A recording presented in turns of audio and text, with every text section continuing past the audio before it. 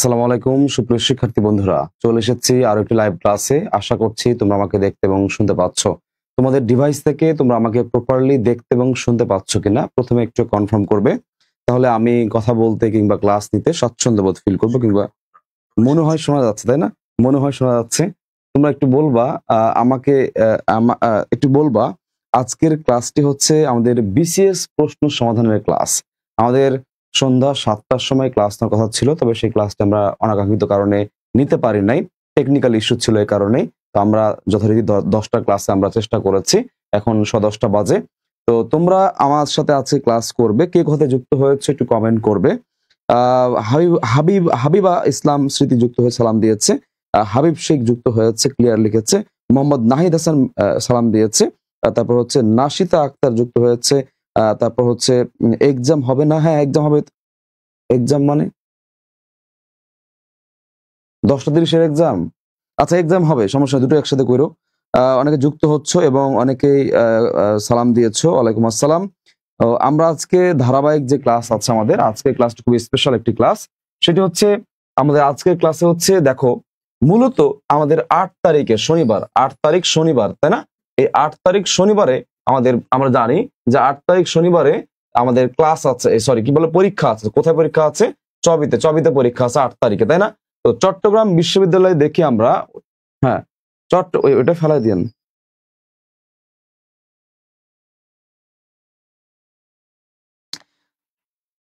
তাহলে তোমরা যুক্ত হও সবাই। বলতেছে ওইটা একটু নিচে ফেলাই দেন, নিয়ে যায়, ঠিক আছে?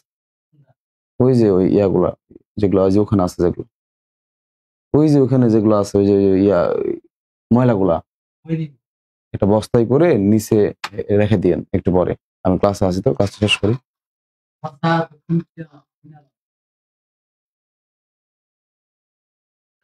রংপুর থেকে যুক্ত হয়েছে মেহেদি হাসান মিরাজ, তাই না? রংপুর থেকে যুক্ত হয়েছে মেহেদি হাসান মিরাজ যুক্ত হয়েছে। তারপর অনেকে মেনশন করতেছো, অনেকে গুড। আজকে ক্লাসটি খুব স্পেশাল একটি ক্লাস হবে, সবাই একটু যুক্ত হয়ে যাও এবং ফ্রেন্ডদেরকে একটু মেনশন করো। পুষ্পিতা সেন তিনি যুক্ত হয়েছে ফরিদপুর থেকে। তারপর জয়া রয় যুক্ত হয়েছে, সে মেনশন করেছে এবং সে লিখেছে নীলফামারী থেকে যুক্ত হয়েছে। ওকে, তাহলে চট্টগ্রাম বিশ্ববিদ্যালয়ে দেখা যায় যে শনিবারে যে পরীক্ষা রয়েছে, তোমাদেরকে আমি একটু জানিয়ে রাখি। চট্টগ্রাম বিশ্ববিদ্যালয়ে লেখক পরিচিতি থেকে কি বলেছি বলতো? এই লেখক পরিচিতি থেকে প্রশ্ন আসবে 6 থেকে 7টা। কি বলেছি? 6 থেকে 7টা প্রশ্ন আসবে। অর্থাৎ এখানে আমার ঢাকা বিশ্ববিদ্যালয় ভর্তি পরীক্ষার জন্য, কিংবা চট্টগ্রাম চবি বিশ্ববিদ্যালয় মানে জগন্নাথ বিশ্ববিদ্যালয়, কিংবা হচ্ছে আমরা যে আদার্স যে বিশ্ববিদ্যালয়গুলো পরীক্ষা দিয়েছি ইতিমধ্যে, বিশেষ করে ঢাকা বিশ্ববিদ্যালয়ে আমরা লেখক পরিচিতি থেকে প্রশ্ন খুবই কম হতো। তো সেখানে আমরা লেখক পরিচিতি বাদ দিয়েছিলাম, মানে কম গুরুত্ব দিয়েছিলাম। কিন্তু চট্টগ্রাম বিশ্ববিদ্যালয়ে এবং জাহাঙ্গীরনগর তো হয়েই গেছে, জাহাঙ্গীরনগর এবং রাজশাহী বিশ্ববিদ্যালয় দেখা যায় লেখক পরিচিতি থেকে ভালো প্রশ্ন আসে। এই জন্য আমাদের যে পাঠ্য সিলেবাস ভুক্ত যে কবিগুলো রয়েছে, মানে কবি রয়েছে, সেই কবিগুলোর কবি পরিচিতি পড়া জরুরি। তো তোমাদেরকে এই জিনিসটা আমি একটু বলে রাখতেছি। চট্টগ্রাম বিশ্ববিদ্যালয়ে আমাদের মানবিক ইউনিটে, বি ইউনিটে আমাদের প্রশ্ন হবে হচ্ছে 30টা প্রশ্ন বাংলা। সেই 30টা প্রশ্নের মধ্যে 5টা থেকে 6টা কিংবা 7টা প্রশ্ন পাবা লেখক পরিচিতি থেকে। এটা খুবই গুরুত্বপূর্ণ। লেখক পরিচিতি মানে কি? রবীন্দ্রনাথ ঠাকুর কখন জন্মগ্রহণ করেছে, কখন মৃত্যুবরণ করেছে, বাংলার কত সালে, ইংরেজি কত সালে, তারপর হইতেছে কি কি লিখছে, কোনটা কোন টাইপের হচ্ছে রচনা, বুঝতে পারছো? তারপর সাহিত্যকর্ম কি কি ছিল, মানে এই যেগুলো বললাম সাহিত্যকর্ম। এরপরে মনে কর হইতেছে পুরস্কার কি কি পেয়েছে, পেশা কি ছিল, এই ধরনের বিষয়গুলো হচ্ছে মূলত, বা কোন কোন পত্রিকায় সম্পাদনা করেছে, এই জিনিসগুলো মূলত পরীক্ষায় চট্টগ্রামে একটা ভালো অংশ পেয়ে থাকবা। তো আমরা সেজন্য আমরা যেটা করেছি সেটা হচ্ছে এই বিসিএস পরীক্ষার প্রশ্ন, বিসিএস আমরা জানি যে সাহিত্য অংশ থেকে প্রশ্ন হয়। তো আমরা সেই সকল প্রশ্নগুলো চুজ করেছি যেগুলো চট্টগ্রাম কিংবা সামনে যে রাবি রয়েছে, এই রাবি এবং চট্টগ্রামের জন্য গুরুত্বপূর্ণ, মানে আসতে পারে, কমন নির্ভর, সেই প্রশ্নগুলো আমরা চুজ করেছি। ওকে, তাহলে চলো আমরা প্রশ্নে চলে যাচ্ছি। আমরা প্রথম প্রশ্ন দেখতে পাচ্ছি আমরা, রবীন্দ্রনাথ ঠাকুর কত বয়সে, কত বছর বয়সে হবে, আই থিঙ্ক কত বয়সে, আচ্ছা সমস্যা নাই। রবীন্দ্রনাথ ঠাকুর কত বয়সে ছোট গল্পকার হিসেবে আত্মপ্রকাশ করেন? অর্থাৎ তিনি মানে তার বয়স অনুসারে কত বছর বয়সে তিনি ছোট গল্পকার হিসেবে মানে একটা ছোট গল্প লিখেন শুরুতে, মানে বুঝতে পারছো? 10 বছর, 12 বছর, 14 বছর, 16 বছর। তোমরা একটু আনসার করো, তোমাদের আনসার গুলো আমি নেওয়ার চেষ্টা করব এবং সাথে আমি ব্যাখ্যা দিয়ে দিব। তো এটা হচ্ছে আমাদের 45 বিসিএস আছে, সেই 45 বিসিএস এ এটা এসেছিল। আর আমি 46 লাস্ট বিসিএস হয়েছে 46 বিসিএস হয়েছে।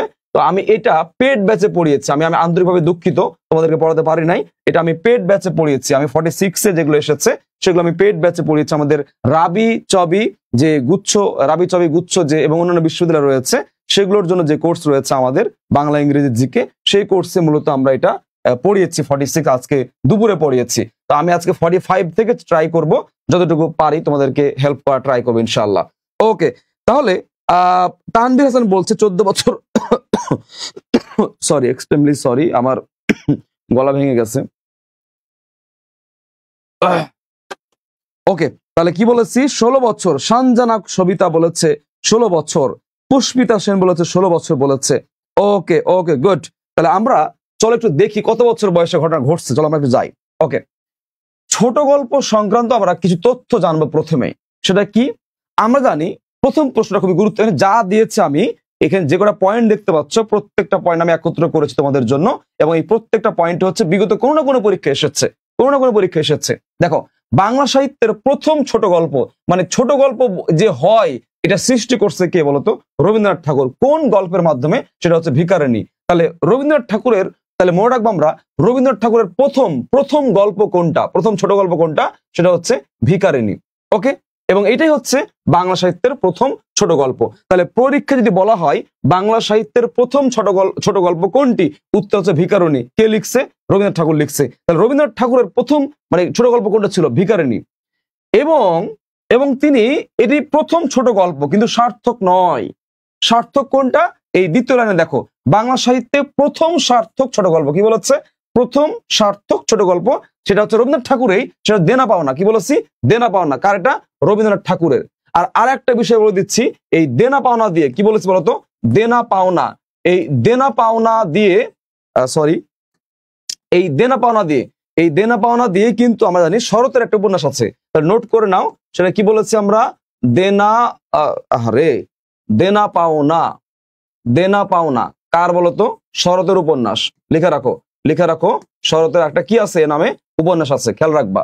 দেনা পাওনা নামে শরতের কি আছে? একটা উপন্যাস আছে, এবং এটা হচ্ছে সার্থক। এবং এটাও কে লিখছে? রবীন্দ্রনাথ ঠাকুর লিখছে। তাহলে বাংলা সাহিত্যের প্রথম ছোট গল্পকার কে? রবীন্দ্রনাথ ঠাকুর। কোনটি? সেটা হচ্ছে ভিখারিণী। এবং ভিখারিণী মনে রাখবো, এই ভিখারিণী হচ্ছে রবীন্দ্রনাথ ঠাকুরের প্রথম ছোট গল্প লেখা হয়, এবং তার প্রথম সার্থক হয় বাংলা সাহিত্যে কিংবা তার ক্ষেত্রে, সেটা হচ্ছে এই দেনা পাওনা। এবং দেনা পাওনা নামে শরতের কি আছে একটা বলতো? উপন্যাস আছে, মনে রাখবা। এরপরে বলতেছে বাংলা সাহিত্যে সার্থক ছোট গল্পকার কে? ওই তো বললাম, সেটা কি? রবীন্দ্রনাথ ঠাকুর। একই কথা। আচ্ছা, এরপরে আসো, এই কারণে তাকে, রবীন্দ্রনাথ ঠাকুরকে বাংলা সাহিত্যের ছোট গল্পের জনক বলা হয়। তাহলে ছোট গল্পের জনক কাকে বলা হয়? রবীন্দ্রনাথ ঠাকুরকে। সার্থক ছোট গল্পকার কে ছিল? রবীন্দ্রনাথ ঠাকুর। বাংলা সাহিত্যের প্রথম ছোট গল্প কে লিখছে? রবীন্দ্রনাথ ঠাকুর। কি লিখছিল? ভিখারিণী লিখছিল। আর প্রথম সার্থক ছোট গল্প কোনটা হয়েছিল? দেনা পাওনা। কে লিখছে? রবীন্দ্রনাথ ঠাকুর লিখছে। তাহলে আর একটু জেনে নিচ্ছি আমরা, এই রবীন্দ্রনাথ ঠাকুরের শেষ ছোট গল্প, এটাও পরীক্ষা আসে, সেটা হচ্ছে মুসলমানের গল্প। কি বলেছি বলতো?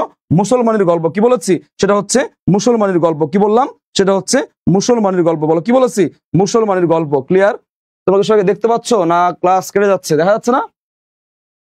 ওকে, এরপরে বলতেছে মন্দির নামক, আচ্ছা এই লাইনটা গুরুত্বপূর্ণ, এটা শরতের একটা কথা। দেখো, এই মন্দির নামক ছোট গল্পের জন্য শরৎচন্দ্র চট্টোপাধ্যায়কে কুন্তলিন, কি বলেছে? কুন্তলিন পুরস্কার দেওয়া হয়েছে। কুন্তলিন পুরস্কার পেয়েছে কে?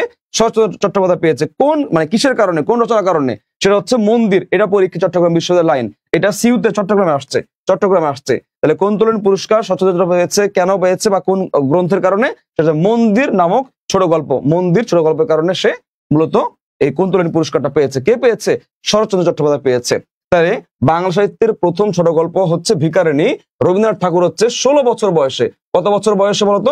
16 বছর বয়সে। তাহলে 16 বছর বয়সে একজন ব্যক্তি একটা ছোট গল্প লিখে ফেললো, তাই না? এবং এত বেশি দক্ষ হয়ে পড়লো যে পরবর্তী সময় তারই আরেকটি ছোট গল্প দেনা পাওনা, যেটি বাংলা সাহিত্যের একদম সার্থক ছোট গল্প হয়, এবং তার মাধ্যমেই তিনি ছোট গল্পের মূলত হচ্ছে কি বলে জনক হয়ে উঠেন। বুঝতে পারছো? আর আমি তুমি 16 বছর বয়সে, 18 বছর বয়সে, কি সমস্যা? ওডি নিয়ে যায় নিচে রেখা দেন, তাহলে হয়ে যাবে।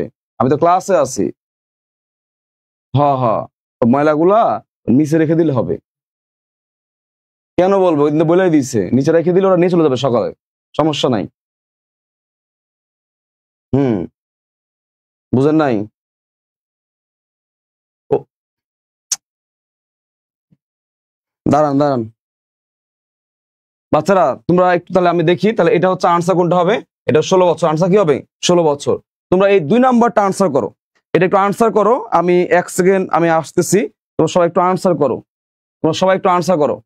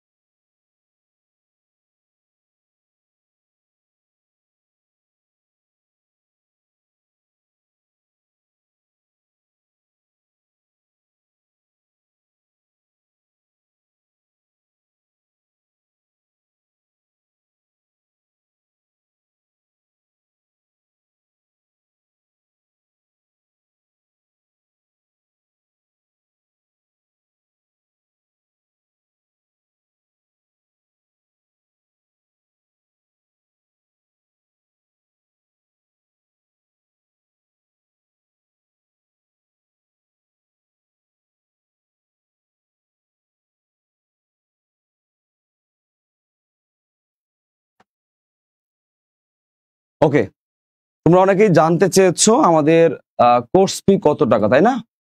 অনেকে জানতে চেয়েছো যে আমাদের আমাদের হচ্ছে যে প্রোগ্রাম রয়েছে রাবি চবি গুচ্ছ বিশ্ববিদ্যালয়ের যে এক্সট্রা কোর্স রয়েছে, সেখানে আমরা এক্সাম নিচ্ছি এবং তোমাদের হচ্ছে একদম মানে ভার্সিটি ওয়াইজ এক্সাম নিচ্ছি এবং ভার্সিটি ওয়াইজ আমরা ক্লাস দিচ্ছি। সেখানে ভর্তি চলতেছে মাত্র 1499 টাকায়, 1599 টাকায় তুমি একটা পূর্ণাঙ্গ এক্সাম ফ্রি পাচ্ছ, মানে এক্সাম দিতে পারতেছো। অনেস্টলি স্পিকিং, যেমন আমাদের এই সপ্তাহের আয়োজন আমি তোমাদেরকে একটু জানিয়ে রাখি, যারা যুক্ত হয়েছে তোমরা একটু কমেন্ট করে অন্যদেরকে একটু জানিয়ে দাও।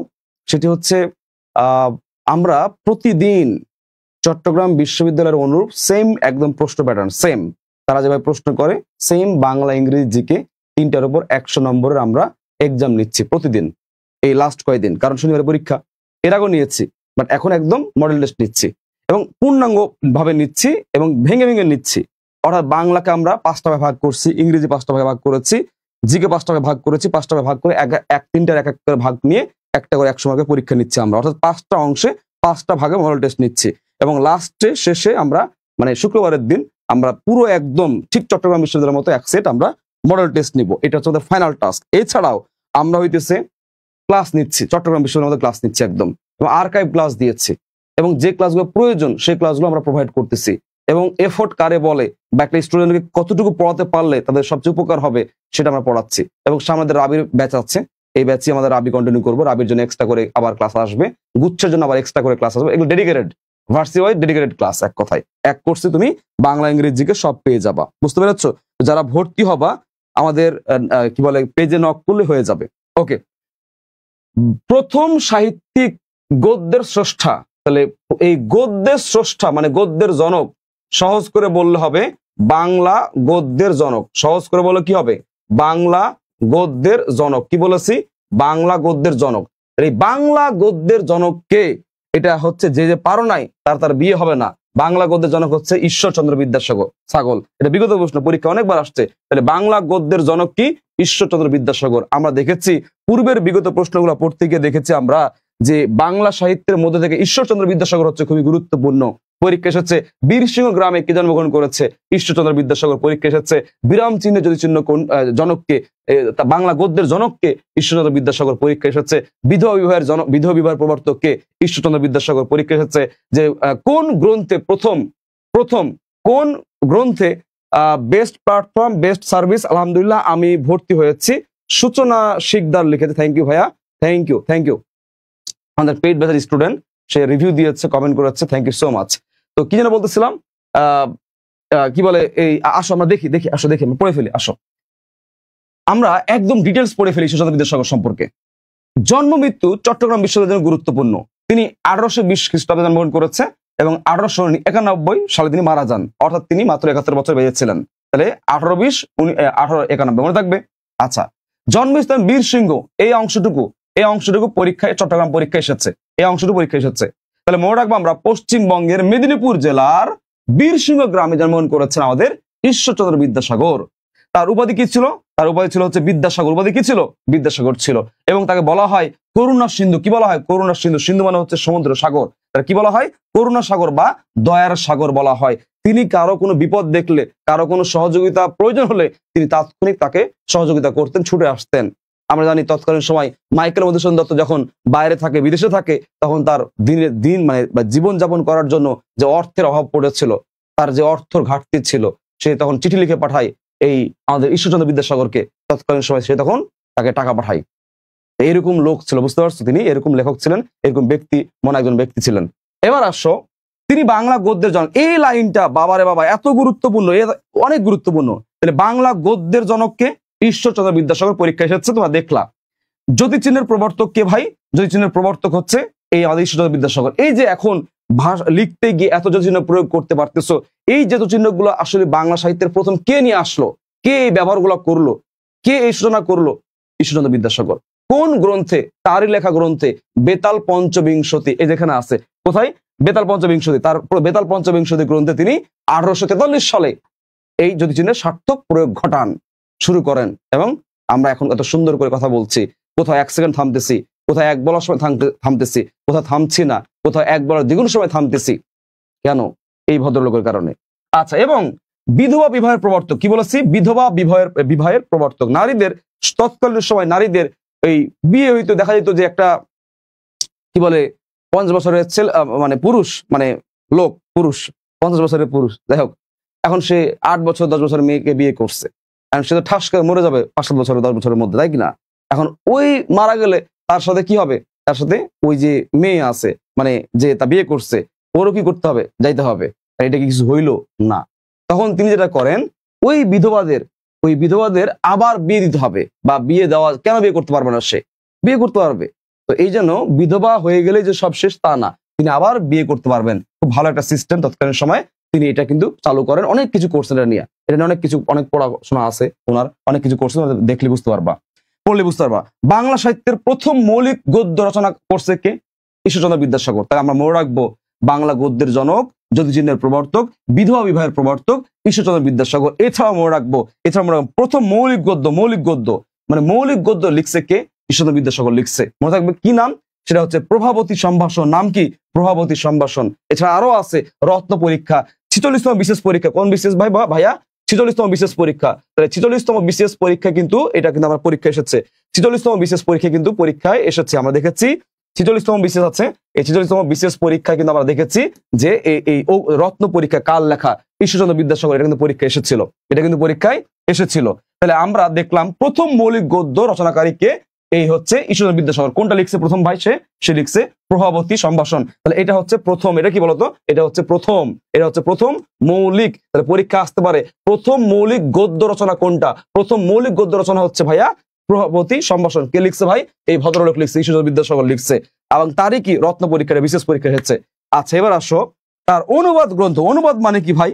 ছিল ধরো ইংরেজি বাংলায় লিখছে, মনে করো হুবহু ট্রান্সলেট করছে বা ভাব চেঞ্জ করছে, সেটাকে বলা হয় অনুবাদ গ্রন্থ। নাম তার কি?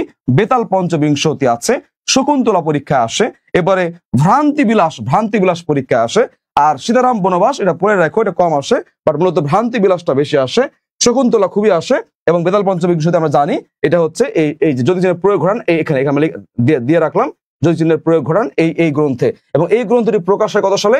1843 সালে। কত সালে ভাইয়া? 1843 সালে প্রকাশ পায়। শিক্ষামূলক কি পাঠ্য বই মনে রাখবা? বোধোদয়, নীতিবোধ, কথামালা এবং বর্ণ পরিচয় পরীক্ষা এসেছে। বর্ণ পরিচয় পরীক্ষা এসেছে। তাহলে আমরা পড়ছিলাম কি? প্রথম সাহিত্যিক গদ্যের স্রষ্টা, ভাষাটা চেঞ্জ করে দিয়েছে। তাহলে উত্তর কি হবে? উত্তর হচ্ছে বাংলা গদ্যের জনক এক কথায় ঈশ্বরচন্দ্র বিদ্যাসাগর। ক্লিয়ার? সবাই কমেন্ট করো ক্লিয়ার কিনা, সবাই কমেন্ট করো ক্লিয়ার কিনা, সবাই একটু কমেন্ট করো তোমরা ক্লিয়ারলি বুঝতে পারছো কিনা, সবাই একটু কমেন্ট করো ক্লিয়ারলি বুঝতে পারছো না, সবাই একটু কমেন্ট করো ক্লিয়ারলি বুঝতে পারছো কিনা। একটু কমেন্ট করো ক্লিয়ারলি বুঝতে পারছো কিনা। স্যার আপনি যেহেতু বলেছেন তাহলে স্যারই করছে, আমার মতে জনক তো দেখি হাসনাত স্যার কি যেন কি লিখছে। যাক আমরা পড়ায় আসি, বাচ্চারা পড়ায় আসে। নিচের কোনটি বিভূতিভূষণ বন্দ্যোপাধ্যায়ের গল্প গ্রন্থ নয় বলছে? নয়, গল্প গ্রন্থ নয়। আচ্ছা, এটা 45 BCS এর। এই বিভূতিভূষণের আমরা দেখেছি আহ্বান গল্প আছে না, তোমরা এটা পড়ো নাই, তোমাদের সিলেবাসে আছে, মানে বর্ধিত সিলেবাসে আছে আহ্বান গল্প। এই আহ্বান গল্পের লেখক হচ্ছে বিভূতিভূষণ। এই তাহলে বিভূতিভূষণ অবশ্যই কি, অবশ্যই গুরুত্বপূর্ণ। এই লেখকটা অবশ্যই কি, অবশ্যই গুরুত্বপূর্ণ, তাই না? সংক্ষিপ্তের বাইরেও কিন্তু লেখকগুলো গুরুত্বপূর্ণ। তো মেঘ মল্লার, তারপর হচ্ছে মৌরি ফুল এবং হচ্ছে যাত্রা বদল, এই তিনটা হচ্ছে তার লেখা হচ্ছে গল্প। তার লেখা কি বলতো? গল্প গ্রন্থ। তার লেখা কি? গল্প গ্রন্থ। আর ইছামতি, এই ইছামতি হচ্ছে তার একটা উপন্যাস। তার কি বলতো? তার একটা উপন্যাস। এবং এটার কারণে সে রবীন্দ্র পুরস্কার পায়। কি পায়? রবীন্দ্র পুরস্কার পায়। মনে রাখবো রবীন্দ্র পুরস্কার পায় কেন ভাই?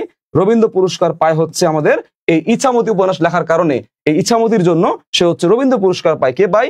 বিভূতিভূষণ বন্দ্যোপাধ্যায়। বানানটা মনে রাখবা, বিভূত এ ভুল হয়েছে, বিভূতি না, ঠিক আছে, বিভূতিভূষণ। কি বলেছে? বিভূতি, এই বিভূতি আর এ হচ্ছে ভূষণ। আচ্ছা, এবার আসো এই বিভূতিভূষণ সম্পর্কে আমরা একটু খুব সুন্দর করে আমরা কিছু ইনফরমেশন নিই। তিনি জন্মগ্রহণ করেছে 1894 সালে এবং মৃত্যুবরণ করেছে 1950 সালে। 1894, 1950 জন্ম মৃত্যু শেষ। জন্মস্থান গুরুত্বপূর্ণ, চট্টগ্রাম বিশ্ববিদ্যালয়ের জন্য জন্মস্থান গুরুত্বপূর্ণ। মনে রাখবা মুরারিপুর গ্রামে, কোন গ্রামে ভাই? মুরারিপুর গ্রামে তিনি মামার বাড়িতে 24 পরগনায় জন্মগ্রহণ করে। তাহলে তিনি জন্মগ্রহণ করে কোথায় ভাই? মুরারিপুর, 24 পরগনা। এবং তার পৈতৃক নিবাস, বাপের বাড়ি কোথায় ছিল ভাই? ব্যারাকপুর। কোন গ্রামে ভাই? ব্যারাকপুর। তাহলে মনে রাখবো পৈতৃক নিবাস হচ্ছে ব্যারাকপুর, আর জন্মগ্রহণ করেছে হচ্ছে মুরারিপুরে। কোথায় ভাই? মুরারিপুরে। কার বাড়িতে? মামার বাড়িতে। তাহলে বাপের বাড়ি কোথায় ভাই? ব্যারাকপুর। আর মামার বাড়ি মানে নানানির বাসা কোথায়? সেটা হচ্ছে মুরারিপুর। মনে থাকবে? তাহলে পরীক্ষা খেয়াল করবা, জন্মস্থান বললে মুরারিপুর আর পৈতৃক নিবাস বললে হচ্ছে ব্যারাকপুর। মনে রাখবে দুটো কিন্তু একই জায়গায়, 24 পরগনা, দুটো কিন্তু একই জায়গায়, 24 পরগনা। এবার আসো 4 নাম্বার, এই যে ইছামতি, এই ইছামতি উপন্যাসের কারণে এই রবীন্দ্র পুরস্কার পান। কি পুরস্কার পান ভাই? রবীন্দ্র পুরস্কার লাভ করেন। তা আমরা মনে রাখবো বিভূতিভূষণ বন্দ্যোপাধ্যায় তিনি ইছামতি পুরস্কারের জন্য রবীন্দ্র পুরস্কার পেয়েছেন। মনে থাকবে। এরপরে বলা হচ্ছে উপন্যাস, কি বলা হয়েছে? তার উপন্যাসগুলো দেখে নিই আমরা। পথের পাঁচালী খুবই গুরুত্বপূর্ণ। এই পথের পাঁচালী হচ্ছে খুবই গুরুত্বপূর্ণ। অপরাজিতা এটাও গুরুত্বপূর্ণ, এটাও গুরুত্বপূর্ণ। আরণ্যক এটাও গুরুত্বপূর্ণ। এবং ইছামতি যে গুরুত্বপূর্ণ সেটা বুঝে গেছো তোমরা অনেক আগে।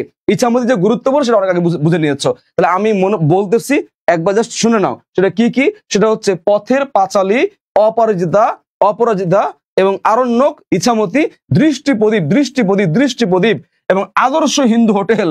আচ্ছা, মামার হোটেল না, বাবার হোটেল না, আদর্শ হিন্দু হোটেল। মনে থাকবে। আর এটা হচ্ছে দেবযান। কি বলেছে? দেবযান। আচ্ছা, ছোট গল্পগুলো দেখে নি। আচ্ছা, আমরা দেখে নি। ওই যে মেঘ মল্লার, তারপর হচ্ছে মরি ফুল, তারপর যাত্রা বদল আর কিন্নর দল। তাহলে যাত্রা বদল আর একটা হচ্ছে কি? কিন্নর দল। মনে থাকবে। মরি ফুল আর একটা কি হচ্ছে? মেঘ মল্লার। ঠিক আছে। আর আত্মজীবনী কি? তৃণাঙ্ক। দেখে রাখো। তাহলে আমরা কি পড়তেছিলাম? আমরা পড়তেছিলাম মেঘ মল্লার, মরি ফুল এবং যাত্রা বদল। এই তিনটা কি ছিল ভাইয়া? গল্প ছিল। কি ছিল? গল্প ছিল। ইছামতি কি ছিল? উপন্যাস ছিল। এবং এটার জন্য কি পেয়েছে? রবীন্দ্র পুরস্কার পেয়েছে। তার পৈতৃক নিবাস কোথায়? ব্যারাকপুরে। এবং জন্মগ্রহণ করেছে কোথায়? জন্মগ্রহণ করেছে হচ্ছে মুরারিপুরে। বলো কোথায় জন্মগ্রহণ করেছে? মুরারিপুরে জন্মগ্রহণ করেছে, তাই না? ওকে, এই পড়ার মধ্যে থাকি, আমি নিজেই মাত্র আসলাম। এই পড়ায় আসো। এবার আসো নেক্সট। আখতারুজ্জামান ইলিয়াস জন্মগ্রহণ করেন কোথায়? এটা চট্টগ্রাম পরীক্ষা আসে। এই আখতারুজ্জামান ইলিয়াস এই হচ্ছে গুরুত্বপূর্ণ। কেন ভাইয়া? কারণ তোমার গল্পে রেইনকোট আছে, আর রেইনকোট খুবই গুরুত্বপূর্ণ একটা হচ্ছে গল্প। রেইনকোট হচ্ছে খুবই গুরুত্বপূর্ণ একটা গল্প, তাই না? রেইনকোট খুবই গুরুত্বপূর্ণ একটা গল্প। এই রেইনকোট গল্পের লেখক হচ্ছে আখতারুজ্জামান ইলিয়াস, এবং এটা শর্ট সিলেবাসের মধ্যে রেইনকোট গল্প পড়েছে। সুতরাং রেইনকোট গল্প খুবই গুরুত্বপূর্ণ। তুমি এটা আনসার করো সবাই, আমি একটু কমেন্ট নিব। কয়েকজন আমি কমেন্ট নিব। ক্লাস কি আটকে গেছে? ক্লাসে চলতেছে? ক্লাস কি আটকে গেছে? ক্লাস কি চলে না আটকে গেছে? আচ্ছা, আমি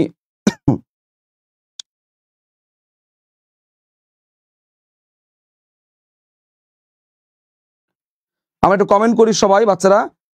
মুজাহিদুল ইসলাম বলেছে এ নাম্বার বলেছে। মোহাম্মদ ফারিয়া বলতেছে সরি মাহমুদা ফারিয়া বলতেছে 4-এর ক নাম্বার বলেছে। অমৃত বলেছে গাইবান্ধা বলেছে। আহমেদ রতন বলেছে বগুড়া। তুমি পাশাপাশি আসো ভাইয়া। তারপর বলছে এমডি তানজিল বলতেছে, গাইবান্ধা বলতেছে। তো চলো আমরা দেখে নিই সে আসলে কোথায় সে জন্মগ্রহণ করেছে, আমরা দেখে নিই। চলো নেক্সট। আখতারুজ্জামান ইলিয়াসটা হচ্ছে চট্টগ্রাম বিশ্ববিদ্যালয়ের গুরুত্বপূর্ণ। চট্টগ্রামের জন্য কি সে বলতো গুরুত্বপূর্ণ, চট্টগ্রামের জন্য সে গুরুত্বপূর্ণ। জন্ম মৃত্যু সবসময় গুরুত্বপূর্ণ, মনে রাখবো। জন্ম হচ্ছে 1943, মৃত্যু হচ্ছে 1997। আমি আবার বলছি, জন্ম মৃত্যু হচ্ছে 1943, 1997, মনে থাকবে। জন্মস্থান গটিয়া, গটিয়া গাইবান্ধা, কি বলেছি, গটিয়া গাইবান্ধা মামার বাড়িতে জন্মগ্রহণ করেছে। পৈতৃক নিবাস কোথায় ভাইয়া? নারুলি, নারুলি বগুড়া। ওই যে দেখো একজন কিন্তু উত্তর করছিল বগুড়া, মনে আছে? উত্তর করছিল, তাহলে প্যাস লাগে গেছে। তাহলে বাপের বাড়ি কোথায় ভাই? বগুড়া, নারুলি, ঠিক আছে, মনে থাকবে। আর জন্ম করছে কোথায়? মামার বাড়ি, মানে কি নানানির বাসা। নানানির বাসা কোথায় ভাইয়া? এই গাইবান্ধা। উত্তরবঙ্গে নর্মালি বাচ্চা কাচ্চা যখন হয়, তখন নর্মালি যেটা হয়, ওই মেয়েদেরকে, হ্যাঁ, যাদের বাচ্চা গর্ভবতী, যারা মানে বাচ্চা মানে মানে গর্ভবতী মেয়ে, মানে কি আপনি বুঝাই, ওকে, মানে হচ্ছে বিষয়টা হচ্ছে কি, ওয়াইফকে, হ্যাঁ, বাচ্চার আগে ডেলিভারি দেওয়ার 1-2 মাস আগে নর্মালি বাপের বাসা পাঠায় দেওয়া হয়। ওখানে বাবা মা, তার নিজের আব্বু আম্মু আছে, বোনরা আছে, আত্মীয় স্বজন আছে, তারা হচ্ছে মূলত কেয়ার নিবে। এবং এই শ্বশুর বাড়িতে থাকলে কাজ টাজ করতে হয়, ডিউটি করতে হয়, এখানে মানুষজন একটু কেমন কেমন হয়। এই কারণে উত্তরবঙ্গে দেখা যায় যে নর্মালি বাচ্চা ডেলিভারি 2 মাস আগে, 2.5 মাস আগে, 3 মাস আগে, 1 মাস আগে পাঠিয়ে দেওয়া হয় মায়ের বাসা। এই কারণে অনেক ক্ষেত্রে এই বেটা জন্মস্থানে এক জায়গা আর বাপের বাড়ি হলো আর এক জায়গা। এই হলো ঝামেলা। এই ঝামেলার কারণে আমাকে দুইটা পড়তে হয়, জন্মস্থান একটা, পৈতৃক নিবাস একটা। এটি এক ঝামেলার বিষয়, বুঝছো? তো আসলে এটা ঠিক না। এই যে বাপের বাসায় পাঠিয়ে দেওয়া, কেন ভাই? তার হাজবেন্ড যেখানে আছে সেই জায়গায় হচ্ছে সেই নারীটা, সেই মেয়েটা সবচেয়ে বেশি হচ্ছে সেফ, আমি মনে করি। এটা আমি মনে করি, সিরিয়াসলি বলতেছি। তো এই জিনিসটা আমাদের একটু চেঞ্জ করে আসতে হবে যে কেন সে বাপের বাসা মায়ের বাসায় গেলে কেন সে এত বেশি ভালো সার্ভিস, মানে ভালো, সরি, মানে ভালো কিছু, মানে সিকিউর ফিল করবে বা নিরাপদে থাকবে, এটা কে বলছে ভাই? এটা আমাদের মানে চেঞ্জ হওয়া উচিত, তাই না?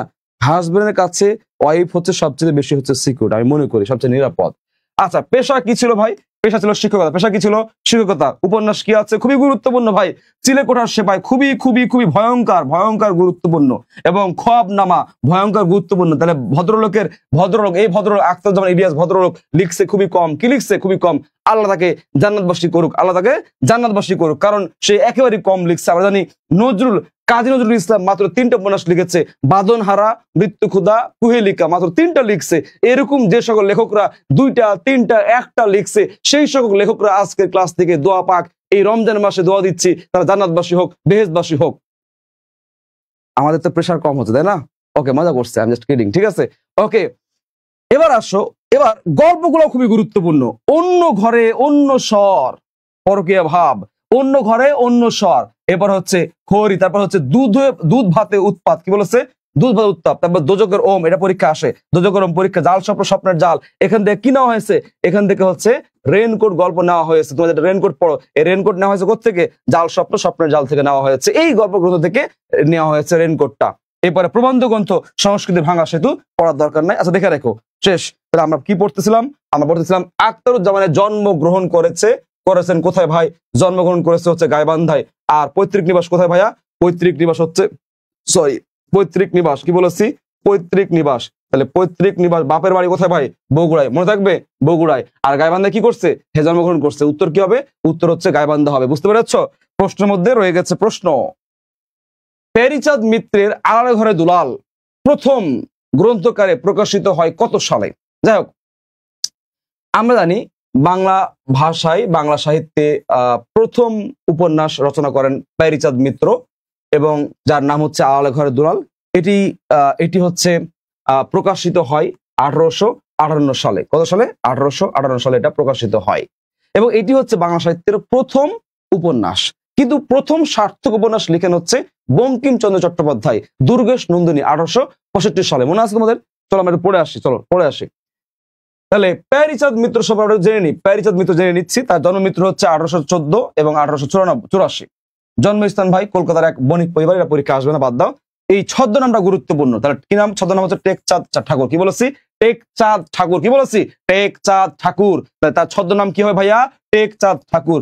প্যারীচাঁদ মিত্র বাংলা সাহিত্যের প্রথম ঔপন্যাসিক, মানে উপন্যাস লিখে। প্রথম উপন্যাস কি লিখে ভাই? আড়ালে ঘরে দুলাল। কত সালে লিখে ভাই? 1858 সালে। কত সালে? 1858 সালে। কে লিখছে ভাই? প্যারীচাঁদ মিত্র লিখছে। তার অপর নাম কি, মানে ছদ্মনাম কি, টেকচাঁদ ঠাকুর। ছদ্মনাম কি বলো, টেকচাঁদ ঠাকুর। তার জন্ম মৃত্যু কি 1814 এবং 1884। জন্মগ্রহণ করেছে কোথায়, কলকাতার এক বণিক পরিবারে তিনি জন্মগ্রহণ করেছেন। দরকার নাই, এটা নিচে আসো। সাধু ও কথ্য ভাষা, এই দেখো সাধু এবং কথ্য। কথ্য মানে যেটা আমরা বলি, এই যে আঞ্চলিকতায় বলি, এক এক জায়গায় এক এক রকম ভাষা, এটা কথ্য ভাষা, বলার ভাষা। সাধু ও কথ্য ভাষার মিশ্রণে প্যারীচাঁদ মিত্র প্রবর্তন করেন আলালি ভাষা। তাহলে পরীক্ষায় এটা এসেছে, এটা আমরা লিখে নিচ্ছি, এটা বিশেষ পরীক্ষা এসেছে, আমার মনে নেই কত সালে বিশেষ পরীক্ষা এসেছে, যে আলালি ভাষা জিনিসটা কি। মনে রাখবো, আলালি ভাষা বলতে বোঝাচ্ছে প্যারীচাঁদ মিত্রের ভাষা। সেটা কোন ভাষা, সেটা হচ্ছে সাহিত্য ও কথ্য ভাষার মিশ্রণে প্যারীচাঁদের মিত্র প্রবর্তন করেন আলালি ভাষা। আলালি ভাষার প্রবর্তক কে ভাইয়া, আলালি ভাষার প্রবর্তক হচ্ছে প্যারীচাঁদ মিত্র প্রবর্তক। আলালি ভাষার জিনিসটা কি, জিনিসটা হচ্ছে সাধু ও কথ্য ভাষার মিশ্রণ। তাহলে আমি আবারও বলতেছি, সবাই একটু আনসার করো, সবাই জিনিসগুলো সেট করে নাও, সবাই জিনিসগুলো সেট করে নাও। তাহলে মনে রাখবো, আলালি ভাষার জনক কে, প্যারীচাঁদ মিত্র। প্যারীচাঁদ মিত্র হচ্ছেন আলালি ভাষার জনক, প্রবর্তক। আলালি ভাষা জিনিসটা কি, সাধু ও কথ্য ভাষার মিশ্রণকে বলা হয় আলালি ভাষা। তার উপন্যাস আছে আড়ালের ঘরে দুলাল, প্রকাশ হয়েছে 1858, যা বাংলা সাহিত্যের প্রথম উপন্যাস। এছাড়া অভেদী আছে এবং আধ্যাত্মিকা আছে, আধ্যাত্মিকাও কিন্তু পরীক্ষা এসেছে। এরপরে বাংলা সাহিত্য, নিচে দেখো, নিচে এখানে গুরুত্বপূর্ণ পয়েন্ট। বাংলা সাহিত্যের প্রথম সার্থক, ভাইয়া বুঝতে হবে, প্রথম গল্প হচ্ছে ভিখারিণী, রবীন্দ্রনাথ ঠাকুর। কিন্তু সার্থক প্রথম গল্প কোনটা ভাই বলতো, ছোট গল্প দেনা পাওনা। মনে বুঝতে পারছো ওই কনসেপ্টটা? তাহলে প্রথম উপন্যাস কোনটা ভাই, আড়ালের ঘরে দুলাল। কিন্তু প্রথম সার্থক উপন্যাস কোনটা, সেটা হচ্ছে এই দুর্গেশ নন্দিনী, 1865। কত সালে ভাই, লিখে রাখো, এই কালিকই লিখে রাখো, 1865। লিখে রাখো 1865 সালে, 1865 সালে দুর্গেশ নন্দিনী। আমরা মনে রাখবো, বাংলা সাহিত্যের প্রথম সার্থক উপন্যাস কে ভাই, উপন্যাস কে লিখছে ভাই, বঙ্কিমচন্দ্র চট্টোপাধ্যায়। নামটা কি ছিল, নাম ছিল দুর্গেশ নন্দিনী। কত সালে প্রকাশ পেয়েছে, 1865। পরীক্ষা এটাও আসে। এরপরে আরেকটা গুরুত্বপূর্ণ তথ্য, যা চট্টগ্রাম বিশ্ববিদ্যালয় ভর্তি পরীক্ষা এসেছে। এই দেখো, বাংলা সাহিত্যের প্রথম মহিলা ভাইয়া, এই দেখো, বাংলা সাহিত্যের প্রথম মহিলা ঔপন্যাসিক কে ভাই, স্বর্ণকুমারী দেবী। বলো, কি বলেছি, স্বর্ণকুমারী দেবী। এই স্বর্ণকুমারী দেবী কে, স্বর্ণকুমারী দেবী হচ্ছে রবীন্দ্রনাথ ঠাকুরের বড় বোন। কি বলেছি, রবীন্দ্রনাথ ঠাকুরের বড় বোন। তাহলে স্বর্ণকুমারী দেবী, কি বলেছি, স্বর্ণকুমারী দেবীকে রবীন্দ্রনাথ ঠাকুরের বড় বোন, মনে রাখবা। এবং তিনি হচ্ছে বাংলা সাহিত্যের প্রথম মহিলা উপন্যাস লিখছে, মানে প্রথম যে মহিলা সে হচ্ছে উপন্যাস লিখছে। তাহলে বাংলা সাহিত্যের প্রথম উপন্যাস কে লিখছে ভাইয়া, আলে ঘরে দুলাল। কে লিখছে, প্যারীচাঁদ মিত্র। অপর নাম কি, টেকচাঁদ। কত সালে লিখছে, সে লিখছে আলে ঘরে দুলাল। কত সালে প্রকাশ পাইছে, 1858 সালে। বাংলা সাহিত্যের প্রথম সার্থক ঔপন্যাসিক কে বা লিখছে কে, বঙ্কিমচন্দ্র চট্টোপাধ্যায়। নামটা কি ছিল, দুর্গেশ নন্দিনী। কত সালে প্রকাশ পেয়েছে, 1865 সালে। আর বাংলা সাহিত্যে প্রথম মহিলা ঔপন্যাসিক কে বলো, এই যে দেখো, তাহলে প্রথম কে, স্বর্ণকুমারী দেবী। কি বলেছি, স্বর্ণকুমারী দেবী। তাহলে তার পরিচয়টা জেনে রাখি, রবীন্দ্রনাথের বড় বোন। এরপরে বলতেছে, এটাও গুরুত্বপূর্ণ, 8 নম্বরটা গুরুত্বপূর্ণ, সেটা হচ্ছে বাংলা সাহিত্যের প্রথম মুসলিম উপন্যাসিক কে ভাই, এই যে মীর মোশাররফ হোসেন। এই মীর মোশাররফ হোসেন হচ্ছে প্রথম তিনি মুসলিম ঔপন্যাসিক। এবং আমরা মনে রাখবো, সেই উপন্যাসটার নাম কি, রত্নবতী। কি বলছি, রত্নবতী। কি নাম, রত্নবতী। তাহলে আমাদের একটা স্লাইড থেকে কতগুলো ইনফরমেশন পেয়েছি, একটা স্লাইড থেকে আমরা কতগুলো ইনফরমেশন পেয়ে যাচ্ছি। এবার আসো, কি রে ভাই, 5-এর পরে 6 হবে না, আজ হোক, ওকে। মাইকেল মধুসূদন দত্ত, এই মধুসূদন, এটা পরীক্ষা আসে, বানানটা মনে রাখবা। মাইকেল মধুসূদন দত্ত প্রবর্তিত অমিত্রাক্ষর ছন্দ প্রকৃতপক্ষে বাংলা কোন ছন্দের নবরূপ, মানে নবরূপায়ন, মানে আপডেট ভার্সন। তাহলে মনে রাখবো, আমরা এই অমিত্রাক্ষর ছন্দের প্রকৃতপক্ষে আপডেট ভার্সনটা কি বলতো, তুমি একটা আনসার করবা, কোনটার এটা আপডেট ভার্সন, তুমি একটা আনসার করো। তোমরা সবাই, আমি জানি তোমরা এটা অনেকেই পারবা, আমি জানি তোমরা অনেকেই পারবা, একটু আনসার করো। বাংলা সাহিত্যের সার্থক উপন্যাস দুর্গেশ নন্দিনী 1865 সালে প্রকাশিত হয়। আলিশা আনসার করেছে, থ্যাংক ইউ বোন, thank you so much, thank you. Bangla সাহিত্যের প্রথম মহিলা ঔপন্যাসিক স্বর্ণকুমারী দেবী, রবি ঠাকুরের বড় বোন অমৃত লিখেছে, থ্যাংক ইউ, গুড। এভাবে তো লিখে আনসার গুলো কনফার্ম করতে হবে, এভাবে লিখে আনসার গুলো কি করতে হবে, কনফার্ম করতে হবে ভাইয়া। তাহলে সবাই একটু মেনশন করো, বন্ধুদেরকে একটু শেয়ার করো। খুব সুন্দর ক্লাস হচ্ছে তো, চমৎকার ক্লাস হচ্ছে। কত তথ্য পাচ্ছ ক্লাসের মধ্যে, এক ক্লাসে কতগুলো তথ্য পেয়ে যাচ্ছ। সবাই একটু মেনশন করি, আমরা আর বেশিক্ষণ পড়বো না, অল্প পড়বো। রমজান মাস, আমিও টায়ার্ড, তোমরাও টায়ার্ড, তাই না? তাহলে এক্সট্রা কথা না বলে আমরা দ্রুত টানবো। নুসরাত জাহান খ লিখেছে, তারপর মাহমুদা ফারিয়া তিনি শুরু থেকে ক্লাস করতে তিনি খ লিখেছে, এবার আলিশা লিখেছে, রাকিবুল ইসলাম লিখেছে, সাতের গ লিখেছে, মাত্রাবৃত্ত ছন্দ লিখেছে, তারপর হজরত আলী লিখেছে বি নাম্বার মানে অক্ষরবৃত্ত ছন্দ লিখেছে। হ্যাঁ গুড, অর্গে আনসার আহমেদ রতন আনসার করেছে, সাতের বি লিখেছে, ওকে সাতের বি লিখতেছে, সাতের বি লিখেছে, হ্যাঁ আলিশা লিখেছে, সাতের খ লিখেছে। ওকে আসো নড়ে চড়ে বসো ভাইয়া, তথ্যগুলো একটু মনে রাখবা।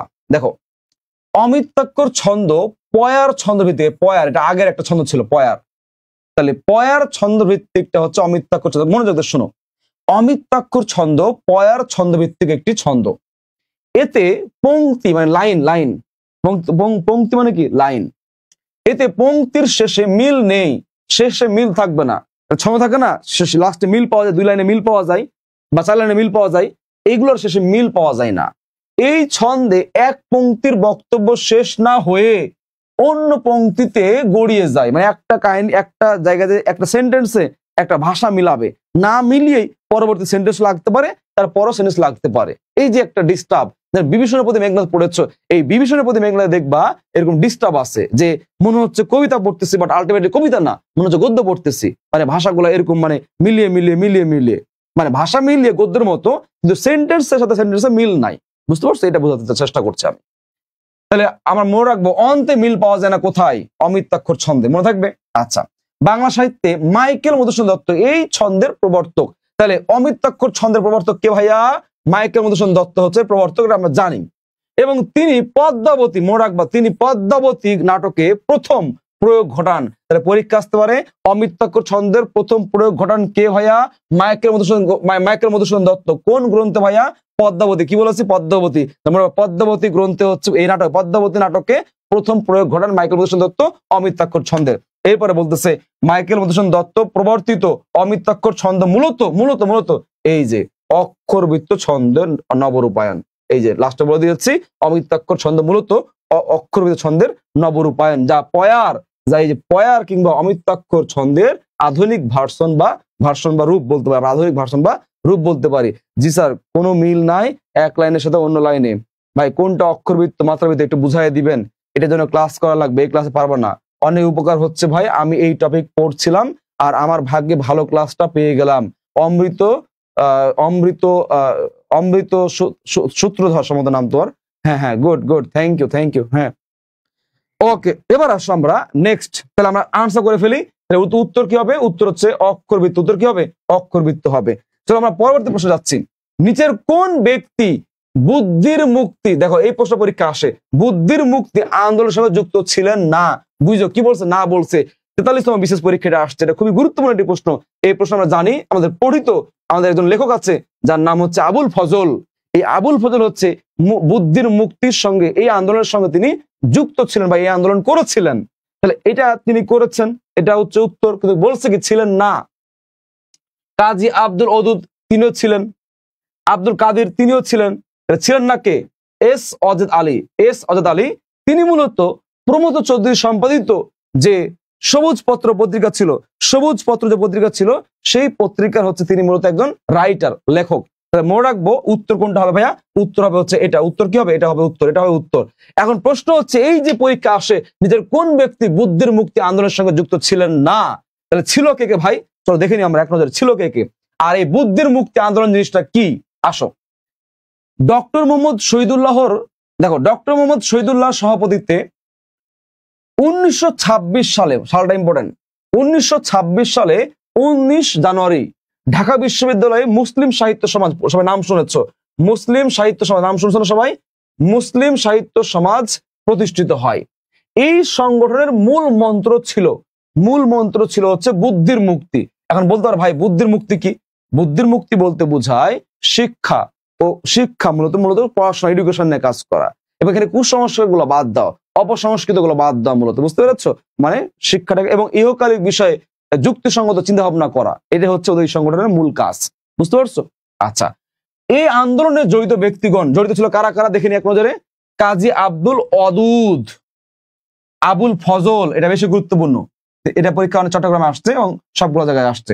ডক্টর মোহাম্মদ শহীদুল্লাহ দেখেছি আমরা, তার সভাপতিত্বে হয়েছিল।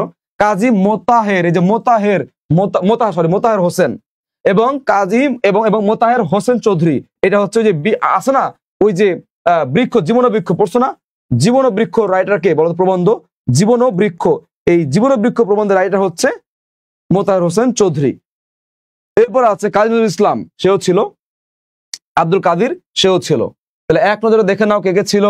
কাজী আব্দুল অদুদ ছিল, আবুল ফজল ছিল, ডক্টর মোহাম্মদ শহীদুল্লাহ, কাজী মোতাহার হোসেন এবং মোতাহের হোসেন চৌধুরী। তাহলে হোসেন মোতাহার, আর এটা হচ্ছে মোতাহের, এরা কাজী, এর শেষে চৌধুরী, মনে রাখবো আলাদা ব্যক্তি। এরপর হচ্ছে আব্দুল কাদির এবং কাজী নজরুল ইসলাম। এই ব্যক্তিবর্গ হচ্ছে মূলত বুদ্ধির মুক্তির সাথে জড়িত ছিলেন। তাহলে প্রশ্ন বলেছে জড়িত ছিল না কে? জড়িত ছিল না ভাই, তাহলে জড়িত আছে কে? কাজী আব্দুল অদুদ আছে, এটা অদুদ হয়ে গেছে, বাট অদুদ হবে মূলত, এটা ভুল আসছে, মানে প্রশ্ন এমন ছিল। আবুল ফজল ছিল এবং আব্দুল কাদিরও ছিল, ফজল ছিল এবং হচ্ছে অদুদ, আব্দুল অদুদ ছিল। তার আনসার কি হবে? এস অজিদ আলী। তার সম্পর্কে বলে রাখছি, প্রমোদ চৌধুরীর যে পত্রিকা ছিল, সম্পাদিত পত্রিকা সবুজ পত্র, এই সবুজ পত্র পত্রিকার হচ্ছে তিনি একজন রাইটার ছিলেন, লেখক ছিলেন। তিনি ওখানে লেখালেখি করতেন, পত্রিকা লেখালেখি করতেন, মনে থাকবে? ওকে, নেক্সট। এবার দেখো, শ্রীকৃষ্ণ কীর্তন কোথা থেকে উদ্ধার করা হয়েছিল? 43তম বিশেষ পরীক্ষা। আমরা জানি শ্রীকৃষ্ণ কীর্তন একটি মধ্যযুগের একক লেখকের নিদর্শন। দেখো, শ্রীকৃষ্ণ কিরে ভাই, তাহলে দেখো শ্রীকৃষ্ণ কীর্তন কোথা থেকে উদ্ধার করা হয়েছে। আগে দেখো শ্রীকৃষ্ণ জিনিসটা কি, লিখে রাখো।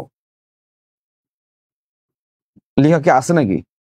লেখা আছে তো, হুদা লিখে লাভ নাই, লেখা আছে। ওকে, তাহলে আমরা একটু তোমাদেরকে, তোমরা আনসার করো, তোমার সবাই আনসার করো।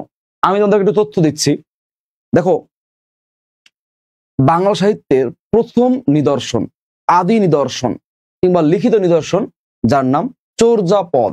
এটা উচ্চারণটা এরকম, চর্যাপদ। তোমরা চর্যাপদ বলো, অনেকে সমস্যা নাই, চর্যাপদ। এই চর্যাপদ হচ্ছে বৌদ্ধ সহজিয়া গোষ্ঠীদের সাধন ভোজন সঙ্গীত বা প্রক্রিয়া বলতে পারি, পদ্ধতি বলতে পারি। এটি একটি গানের সংকলন। তাহলে গানের সংকলন কোনটা ভাই? চর্যাপদ। তুমি চর্যাপদকে চাইলে কাব্য বলতে পারবে, কোনো সমস্যা নাই। এই চর্যাপদে একাধিক লেখক ছিল। ওকে, এই চর্যাপদটা হচ্ছে 1907 সালে হরপ্রসাদ শাস্ত্রী নেপালের রাজগ্রন্থশালা থেকে তিনি সংগ্রহ করেন বা আবিষ্কার করেন বা খুঁজে পান, মনে থাকবে। এবার আসো এখানে, মধ্যযুগের নিদর্শন হচ্ছে শ্রীকৃষ্ণ কীর্তন, প্রথম নিদর্শন বড়ু চণ্ডীদাস লিখেছে। কে লিখছে এটা? শ্রীকৃষ্ণ কীর্তন বড়ু চণ্ডীদাস লিখেছে। এবং এই শ্রীকৃষ্ণ কীর্তনের লেখক মাত্র একজন, একক লেখক একজন, নাম তার কি? বড়ু চণ্ডীদাস। কিন্তু আমরা দেখেছি যে চর্যাপদে অনেক লেখক আছে, কান্নপা আছে, এই আছে, ওই আছে, অনেকগুলো নাম আছে না, অনেকজন লিখছে। ওটা তাহলে বহুমুখী, আর এটা কি একজন লিখছে। এই শ্রীকৃষ্ণ কীর্তন হচ্ছে 1909 সালে বসন্ত রঞ্জন রায় তিনি এটা আবিষ্কার করেন। 1909 সালে কোত্থেকে? রাইট, গোয়ালঘর থেকে। আসলে আমরা গোয়ালঘর সম্পর্কে একটু ইন ডিটেলস পড়বো। আমরা কি বলবো? গোয়ালঘরের একটা ইন ডিটেলস পড়বো, গোয়ালঘরের। তাহলে মধ্যযুগের প্রথম নিদর্শন ভাই শ্রীকৃষ্ণ কীর্তন ভাই। রচয়িতা কে ভাই? বড়ু চণ্ডীদাস রচনা করেছেন। ওকে, আচ্ছা।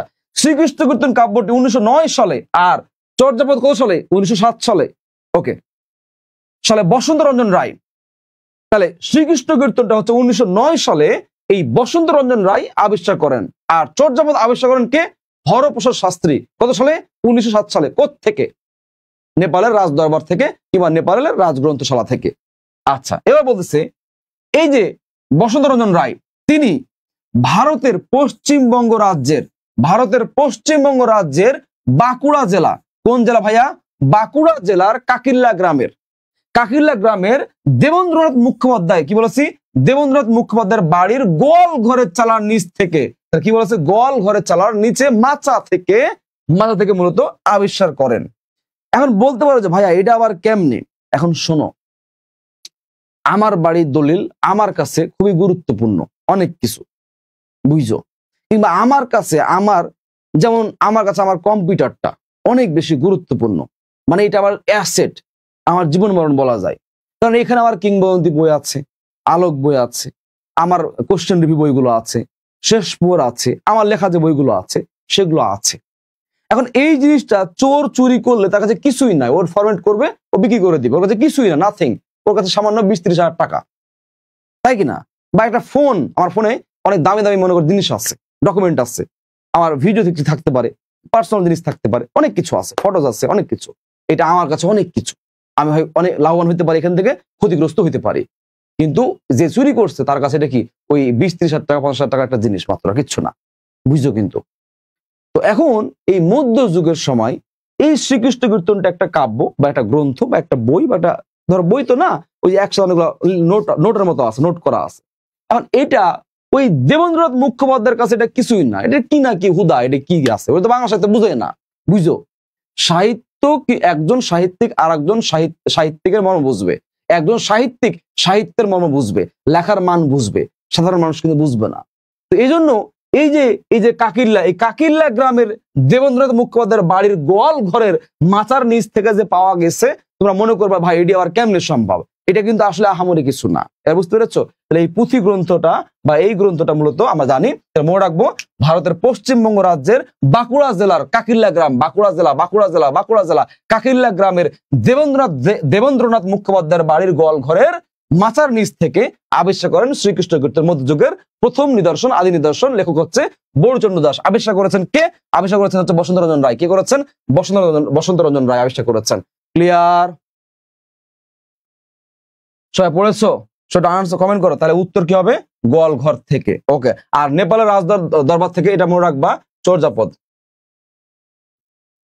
এটা হচ্ছে এই জায়গা থেকে, হচ্ছে চর্যাপদ। কত সালে ভাই? 1919। কি রে ভাই, কাজ করে না কে? 1907 সালে। কত সালে? 1907 সালে। কত সালে? 1907 সালে। কত সালে বলো? 1907 সালে। কত সালে? 1907 সালে। কত সালে এটা ভাইয়া? 1907 সালে। আচ্ছা, নেক্সট, সৈয়দ অলিউল্লাহ লেখা নাটক কোনটা? এটা হচ্ছে 43 BCS এর, এবং এটা গুরুত্বপূর্ণ। সৈয়দ অলিউল্লাহ নাটক পড়েছো না? সরি, উপন্যাস পড়েছো না? নাম তার কি? লাল খালু নাকি লাল সালু? লাল সালু। লাল সালু প্রকাশ হয় কত সালে ভাইয়া? এটা গুরুত্বপূর্ণ। এটা 1948 সালে। গুরুত্বপূর্ণ, 1948 সালে। এটা ইংরেজি অনুবাদ করা হয় কি নামে? Tree tree tree tree tree without roots. এটা হচ্ছে ইংরেজি অনুবাদ করেন লাল সালু। ওকে। এখন এই লাল সালু সম্পর্কে আমরা কিছু তথ্য জানবো না, আমরা জানবো সৈয়দ অলিউল্লাহ সম্পর্কে। এটা পরীক্ষা আসে। সো একটা আনসার করো, সবাই একটা আনসার করো। হ্যাঁ হ্যাঁ, নেপালের রাজদরবার থেকে 1909 বেটা 7। হ্যাঁ 7 চর্যাপদ 7। বহিপীর খ। উত্তর করছো অনেকে উত্তর করছো। পায়ের আওয়াজ পাওয়া যায়, মুক্তিযুদ্ধ ভিত্তিক একটি, এটা হচ্ছে ভুলে গেলাম। কবর হচ্ছে নাটক মুনির চৌধুরীর। বহিপীর। আচ্ছা, এটা উত্তর হচ্ছে বহিপীর। এটা উত্তর কি বলতো? উত্তর হচ্ছে বহিপীর। তাহলে আমরা একটু এটা নিয়ে আমরা আলোচনা করি, এটা নিয়ে আমরা একটু কথা বলি, ঠিক আছে? এটা নিয়ে আমরা একটু কথা বলি। ওকে, চলো নেক্সট বাচ্চারা, নেক্সট আসো। নেক্সট জন্ম মৃত্যু গুরুত্বপূর্ণ। 1922, 1971। কি বলেছি? 1922, 1971। তাহলে সৈয়দ অলিউল্লাহ গুরুত্বপূর্ণ। কেন গুরুত্বপূর্ণ এটা দেখবা। কারণ এই ভদ্রলোক জন্মগ্রহণ করেছে কোথায় বলতো? চট্টগ্রাম। আর ভার্সিটিটা কোথায় বলতো? সিইউ। কোথায়? চট্টগ্রাম ইউনিভার্সিটি, তাই না? তাহলে চিটাগং ইউনিভার্সিটি, এই চট্টগ্রামে গুরুত্বপূর্ণ সৈয়দ অলিউল্লাহ। তাহলে এটা কি? এটা অবশ্যই কি চট্টগ্রামের জন্য কি বলতো? গুরুত্বপূর্ণ। আচ্ছা, পৈতৃক নিবাস, ওই যে বাবার বাড়ি, সেটা কি? নোয়াখালী। কোথায় বলতো? নোয়াখালী। আর জন্মগ্রহণ করেছে 16 শহরের চট্টগ্রামে। উপন্যাস খুবই কম, মাত্র 3টা। এই ভদ্রলোককে আল্লাহ জান্নাতবাসী করুক, খুবই কম লিখছে। লাল সালু 1948 সালে, চাঁদের অমাবস্যা এবং কাদো নদী কাদো, লাল চাকা। তো তাহলে আমরা মনে রাখতে পারি এভাবে, লাল চাকা। তাহলে মনে রাখতে পারি এভাবে, লাল চাকা। লালতে হচ্ছে লাল সালু, চাঁদের অমাবস্যা, কাদো হচ্ছে কাদো নদী কাদো। লাল চাকা নাম দিয়ে মনে রাখতে পারো যদি তোমার মনে না থাকে। এবার আসো, নাটক কি কি? খুবই পরীক্ষা গুরুত্বপূর্ণ। বহিপীর তোমরা 9-10 পড়ছো। তরঙ্গভঙ্গ, সুড়ঙ্গ এবং উজানের মৃত্যু পরীক্ষা সবগুলো আসে। সুড়ঙ্গ এর সাথে হচ্ছে গ্রিক শব্দ, পরীক্ষা আসে। দাম এবং সুড়ঙ্গ, কি বলেছি? দাম এবং সুড়ঙ্গ, এটা পরীক্ষা আসে, মনে রাখবা। দাম এবং সুড়ঙ্গ, এটা হচ্ছে গ্রিক শব্দ, পরীক্ষা আসে। গ্রিক শব্দ কোন শব্দ ভাইয়া? গ্রিক শব্দ। ছোট গল্প কি কি আছে? নয়ন চারা, দুই তীর ও অন্যান্য গল্প। তার উপন্যাস কয়টা আছে ভাইয়া? 3টা। লাল সালু, চাঁদের অমাবস্যা, আর একটা হচ্ছে কাদো নদী কাদো। লাল সাল আমরা জানি 1948 সালে প্রকাশ পেয়েছে, এটা গুরুত্বপূর্ণ তথ্য একটা। এবং হচ্ছে এটা কি নিয়ে, এটা হচ্ছে মূলত ওই ধর্মানন্দ মানুষ যারা আছে এটা পড়ছো, পারবো এটা না কথা বলি। ওকে, পায়ের আওয়াজ সৈয়দ শামসুল হক, হ্যাঁ হ্যাঁ হ্যাঁ হ্যাঁ হ্যাঁ ওকে। তাহলে আমাদের উত্তর হচ্ছে অবশ্যই কি চাইছে, কোনো নাটক চাইছে, কি নাটক চাইছে, নাটক। নাটক কি হবে? নাটক হচ্ছে বহিপীর হবে। বহিপীর আছে, সুরঙ্গ আছে, তরঙ্গভঙ্গ আছে, তাই না? এগুলো আমরা দেখলাম না, এগুলো দেখেছি আমরা। তাহলে এগুলো হচ্ছে আমাদের অবশ্যই সৈয়দ আলিউল্লাহর নাটক। ক্লিয়ার?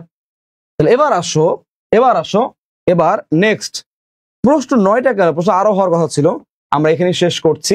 তোমাদেরকে আমি একটু বলে রাখি, আমাদের হচ্ছে পরবর্তী আরইউ এবং জেএসটি, আরইউ এবং হচ্ছে জেএসটি, কি লিখতেছি, জেএসটি ব্যাচ আছে।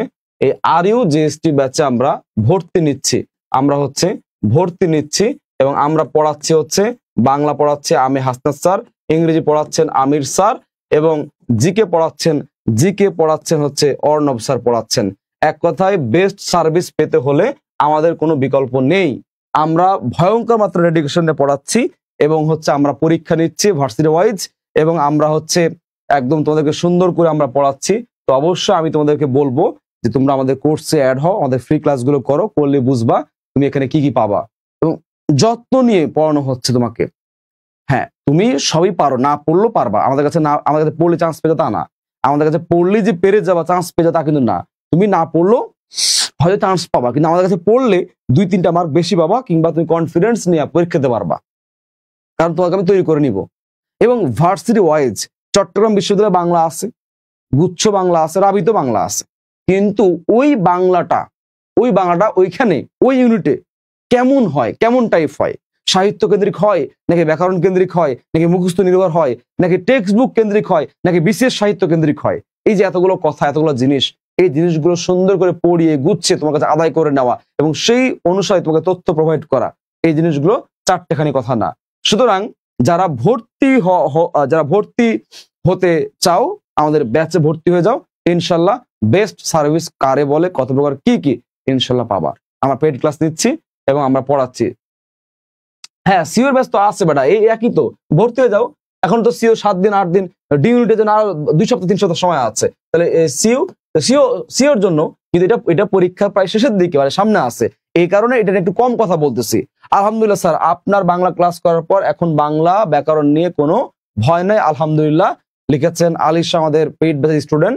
সে আমার ব্যাকরণ পেইড ব্যাচের স্টুডেন্ট ছিল, মানে অ্যাডমিশনের, এবং এখন সে আমাদের এই সিইউ আরইউ গুচ্ছ ব্যাচের স্টুডেন্ট, আমাদের স্টুডেন্ট, ক্লাস করে রেগুলার। তো তাদের রিভিউ। তারপর হচ্ছে জয়দেব বিশ্বাস লিখেছে ভর্তি হয়েছি ভাইয়া, জয়দেব বিশ্বাস জয় লিখেছে ভর্তি হয়েছি ভাইয়া। অনেক স্টুডেন্ট ভর্তি হচ্ছে, ক্লাস করছে। তো যারা ভর্তি হবা সাদরে আমন্ত্রণ রইল, ভালো একটা জায়গায়, অল্প টাকা, মাত্র 1499 টাকা, ভর্তি হয়ে যাও, বেস্ট সার্ভিস পাবা, আর্কাইভ ক্লাস পেয়ে যাবা, ভার্সিটি ওয়াইজ ক্লাস হবে, এক কথা তোমাকে চান্স পাওয়ার রেসপন্সিবিলিটি আমাদের। ওকে, তাহলে আজকে আমরা এখানে শেষ করছি। আগামী পরশুদিন মানে বৃহস্পতিবার আমরা হচ্ছে ম্যারাথন ক্লাসে আসবো চট্টগ্রাম বিশ্ববিদ্যালয়কে কেন্দ্র করে। সাহিত্য এবং ব্যাকরণ মিলিয়ে আমরা 300 প্রশ্ন, 150 করে 2 দিনে 300 প্রশ্ন নিয়ে হচ্ছে আমরা সাহিত্য নিয়ে আসবো। আলোক বই কবে আসবে? কাজী মোসাব্বির সাজিম লিখেছে। আলহামদুলিল্লাহ স্যারের ক্লাস করে অনেক হেল্প পাচ্ছি। রায়শামণি, থ্যাংক ইউ বোন, থ্যাংক ইউ। আলোক বইয়ের কাজ চলতেছে, হ্যাঁ ওয়েট করেন, পেয়ে যাবেন, কাজ করতেছে, খুব সুন্দর কাজ হচ্ছে, পেয়ে যাবেন ইনশাল্লাহ। তাহলে আজকে আমরা এখানে শেষ করছি। সব ভালো থাকো, সুস্থ থাকো, পরবর্তী ক্লাসে আবার দেখা হচ্ছে। আজকে এখানে রাখতেছি, সব ভালো থাকো, আল্লাহ হাফেজ, আসসালামু আলাইকুম।